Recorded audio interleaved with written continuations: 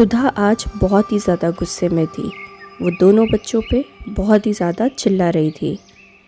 इतना महंगा कप तोड़ दिया तुमने राहुल, तुम हमेशा बदमाशी करते हो। और तुम दोनों, आज तुम दोनों को मैं बिल्कुल खाना नहीं दूंगी, समझे तुम दोनों। तभी सुधा के पति आ जाते हैं वहाँ पे। सुधा, क्यों दोनों बच्चों को हर वक्त डांटती रहती हो? अपने इन बच्चों को संभाल के रखा करो। अगर ज़रूरत पड़ी ना तो इन्हें सुधारने के लिए मैं मारूंगी भी, समझ लेना। सुधीर एक बहुत ही सीधा साधा इंसान था और सुधा से उसने दूसरी शादी की थी। कई साल पहले उसकी पहली बीवी का स्वर्गवास हो गया था। अपने बच्चों की खातिर ही सुधीर ने सुधा से दूसरी शादी की थी, लेकिन दोनों बच्चे उसे फूटी आग नहीं भाते थे। छोटी छोटी बातों पे भी सुधा उन पे बहुत ही ज़्यादा गुस्सा करती और कभी कभी तो वो उन्हें खाना भी नहीं देती थी। बूढ़ी माँ थी जो अक्सर बीमार रहा करती थी।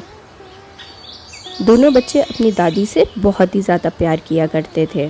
बच्चों, कल मैंने राजकुमारी की कहानी सुनाई थी और आज मैं परी वाली कहानी सुनाऊंगी।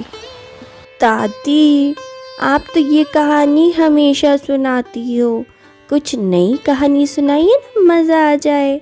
एक दादी ही थी जो बच्चों को बहुत प्यार करती थी और कभी भी माँ की कमी उन्हें महसूस नहीं होने देती थी। एक दिन की बात है, दोनों बच्चे स्कूल से आते हैं।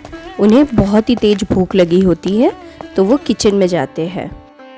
दीदी, बर्तन में तो कुछ भी खाना नहीं है, शायद माँ ने कुछ भी नहीं बनाया आज।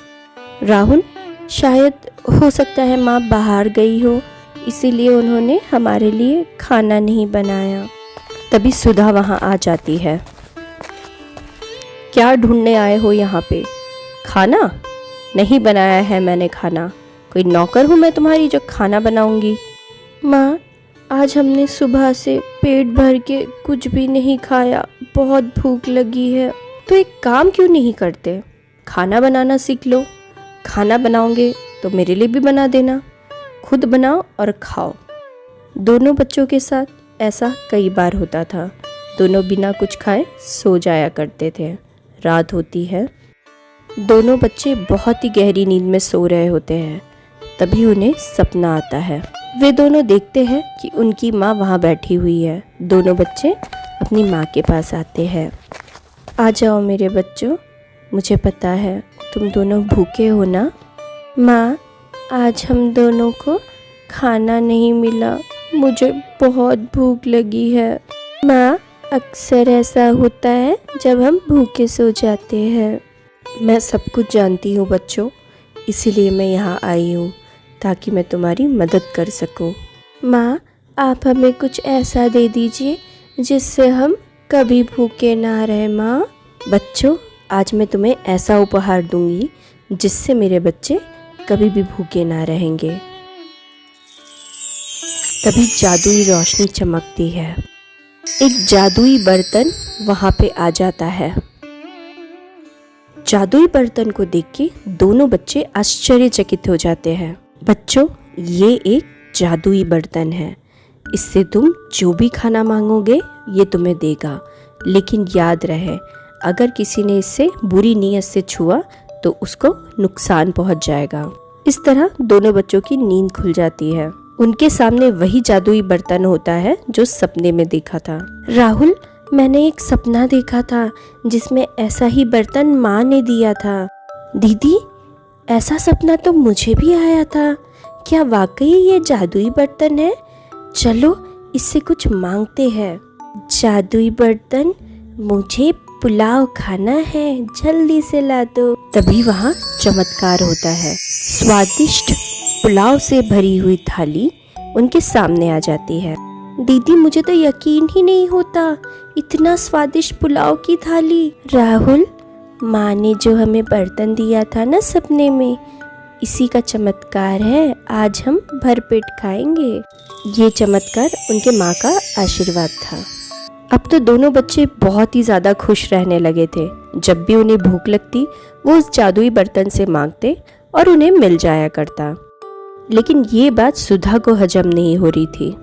क्या बात है, आजकल ये दोनों बच्चे बिल्कुल भी तंग नहीं करते और ना ही खाना मांगते हैं, बड़े ही खुश रह रहे हैं। कुछ तो दाल में काला है। वो बच्चों के कमरे में आती है। अरे, ये बर्तन इनके कमरे में क्या कर रहा है? ज़रूर दाल में कुछ काला है जिसकी वजह से ये दोनों बच्चे खुश रह रहे हैं। तभी वो बर्तन अपना जादू दिखाने लगता है। एक काम करती हूँ, इस बर्तन को तोड़ देती हूँ। अब देखती हूँ ये बच्चे कैसे खुश रहते हैं। तभी दोनों बच्चे कमरे में आ जाते हैं। माँ, आप इस बर्तन को गलत इरादे से मत छुइए, वरना आपको नुकसान हो सकता है। ये एक जादुई बर्तन है माँ। ये हमारी माँ की आखिरी निशानी है जो उन्होंने हमें दी थी। माँ, आप इस बर्तन को मत तोड़िए, हम आपके सामने हाथ जोड़ते हैं। आप जो भी कहेगी माँ, हम वो करेंगे, पर इसे मत नुकसान पहुँचाइए। दोनों बच्चों की बातें सुनकर सुधा का दिल पिघल जाता है। मुझे माफ़ कर दो बच्चों, मैंने तुम्हारे साथ बहुत बुरा व्यवहार किया है। आज के बाद तुम्हें इस बर्तन की कभी ज़रूरत नहीं पड़ेगी। मैं अपने हाथों से तुम्हें स्वादिष्ट खाना बना के खिलाया करूँगी। आओ बच्चों, मेरे गले लग जाओ। उस दिन के बाद से पूरा परिवार बहुत ही हंसी खुशी रहने लगता है। सुधा दोनों बच्चों को बिल्कुल सगी माँ की तरह प्यार करने लग गई थी।